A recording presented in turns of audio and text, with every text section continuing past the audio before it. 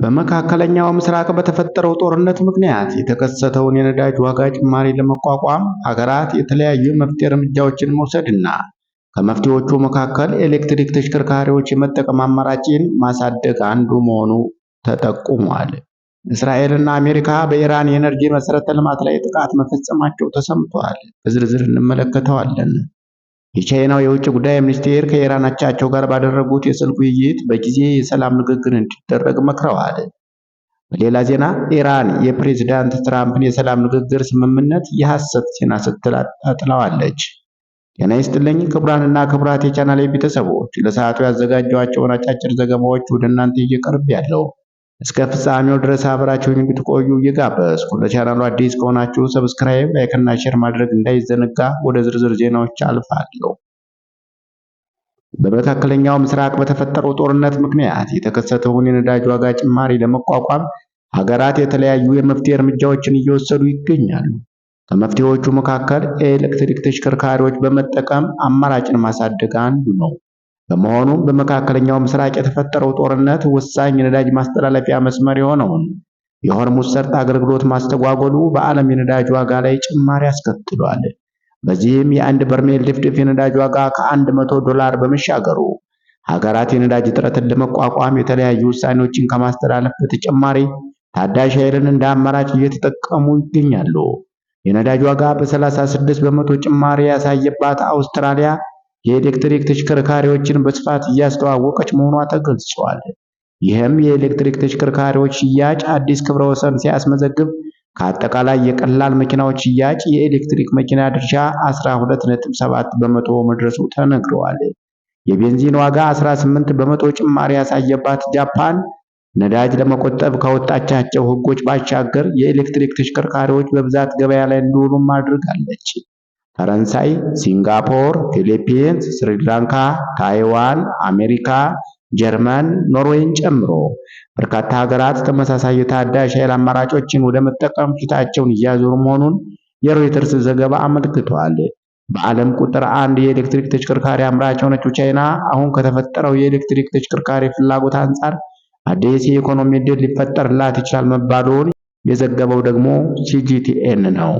የቻይናው የውጭ ጉዳይ ሚኒስቴር ከኢራን አቻቸው ጋር ባደረጉት የስልክ ውይይት በጊዜ የሰላም ንግግር እንዲደረግ መክረዋል።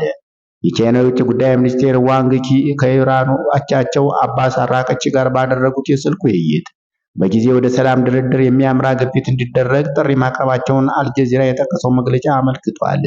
ዋንግ ዩ ለአባስ አራቅቺ ከመዋጋት ይልቅ መነጋገር ምንጊዜም የተሻለ አማራጭ ነው በማለት ገልጸው ማንኛውም አይነት ውጥረት ያለባቸው ጉዳዮች በኃይል ሳይሆን በውይይትና በድርድር መፈታት አለባቸው ሲሉም አሳስበዋል።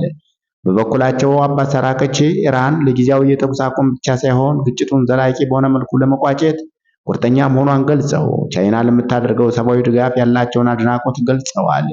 በቴህራን ጥያቄ መሰረት የተካሄደው ይህ የስልክ ውይይት በክልሉ ውስጥ ያለው ውጥረት ባለበት በዚሁ ወቅት ቤጂንግ የምታደርገውን ዲፕሎማሲያዊ ግንኙነት ያሳያልም ተብሏል።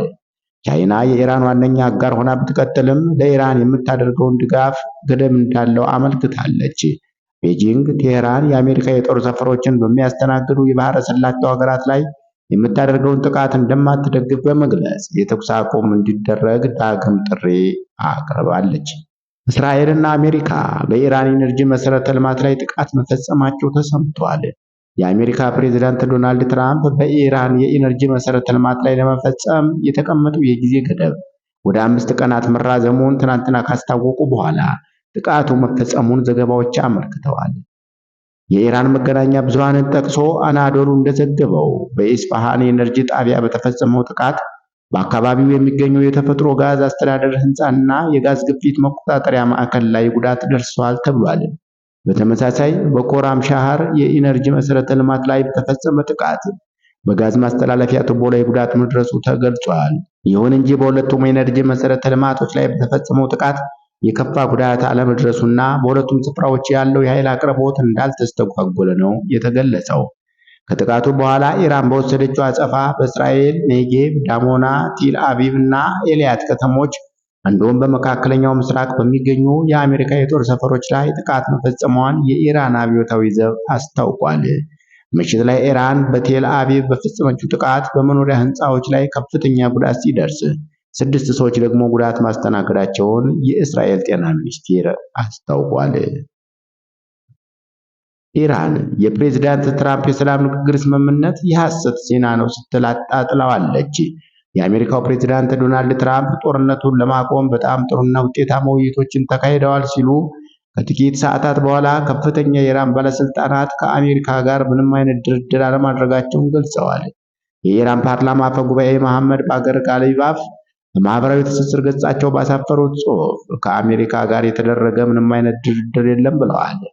ጋሊባፍ በኤክስ ገጻቸው ላይ እንደገለጹት የሐሰት ዜና ጥቅም ላይ እየዋለ ያለው የፋይናንስና የነዳጅ ገበያውን መቆጣጠር እንደውም አሜሪካና እስራኤል የተዘፈቁበትን ቅርቃር ለመሸፈን ነው ሲሉ ወንጅለዋል።